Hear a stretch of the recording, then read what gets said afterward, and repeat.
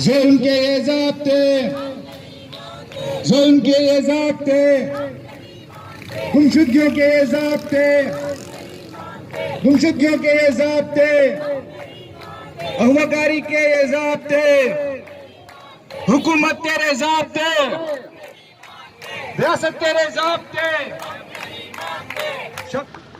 हमारे साथ कॉमरेड हानी बलोच मौजूद हैं, उनसे गुजारिश है कि वो भी बात करें।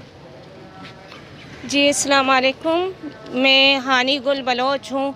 जैसे कि आप लोगों को पता है बलूचिस्तान के हालात का और बलूचिस्तान का ये जो जबरी गुमशुदगियों की यहाँ पे बात हो रही है, हम तो ये 2 दहाई से देख रहे हैं और हमारे साथ क्या हो रहा है और किस तरह से गुजर रहे हैं वो हमें ही पता है।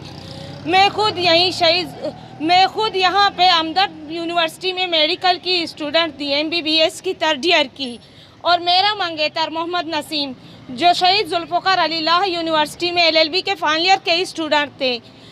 14 मई 2019 को रात 8:30 को वो लाइब्रेरी से वापस घर लौट रहे थे। उसको रास्ते से उठा के लेके गए। रात के 2:30 को घर से आकर मुझे उठा के लेके गए। ताहाल अभी तक मोहम्मद नसीम लापता है। मैं उसके लिए स्ट्रगल कर रही हूँ। सिंध हाई कोर्ट में मैंने पटिशन भी जमा की हुई है, लेकिन अभी तक कानून के आंखों में ऐसी पट्टी बंधी हुई है, उठाओ जो उठाने के काबिल हो। कौन से तरमीम में, कौन से कानून में ये चीज़ लिखी हुई है, कौन सी आर्टिकल है, वो लाके हमें दिखाएं कि किसी पर जुर्म साबित होने से पहले आप किसी को उठा के लेके जाओ।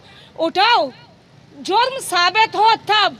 पाकिस्तान तो आप कहते हो कि जमहूरिया मुल्क है, पाकिस्तान मदीने की रियासत है, तो मदीने की रियासत में यही कहा जाता है कि उठाओ। ये कौन सी बात है? इस कंट्री को हम देखते हैं और इसकी हम हालात को इस तरह देख रहे हैं। सिंध से उठाओ, बलूचिस्तान से उठाओ और उठा के साल पाबंद सलासर रखो, और उसके बाद किसी की तो मशकशुदा लाश मिल जाती है तो कोई साल गायब ही रहता है।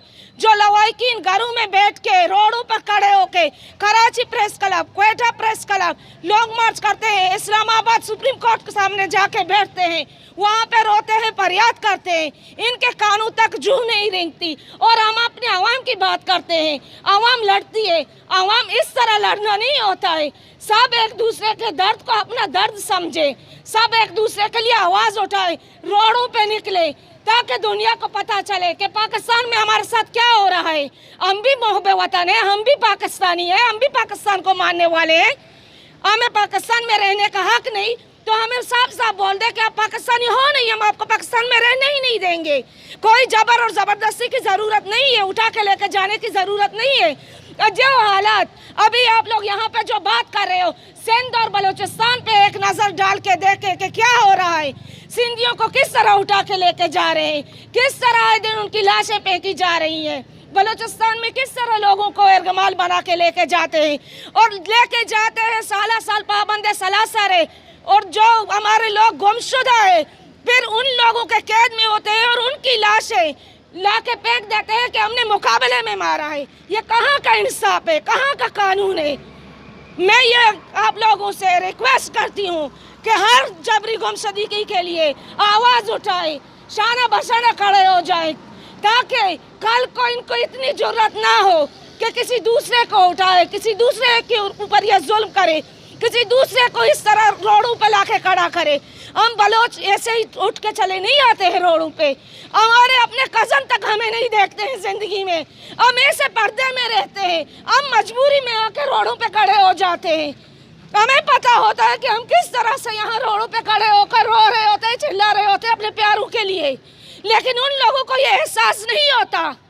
हम पर्देदार होते हैं, हम किसी के सामने नहीं जाके खड़े हो जाते हैं। हम रोडों पे आते हैं, अपनी मजबूरी से आते हैं, अपने प्यारों को ढूंढने के लिए आते हैं, लेकिन गवर्नमेंट को ये चीज़ का एहसास नहीं है। वो रातों को आते हैं 2, 3, 4 बजे हमारे चादर और चार दीवारी को पामाल करते हैं। ये नहीं देखते कि किसके सर पे दुपट्टा है कि नहीं है, किसी के भांचे ऊपर है कि या नीचे है, लेकिन वो आके उठा के लेके जाते हैं।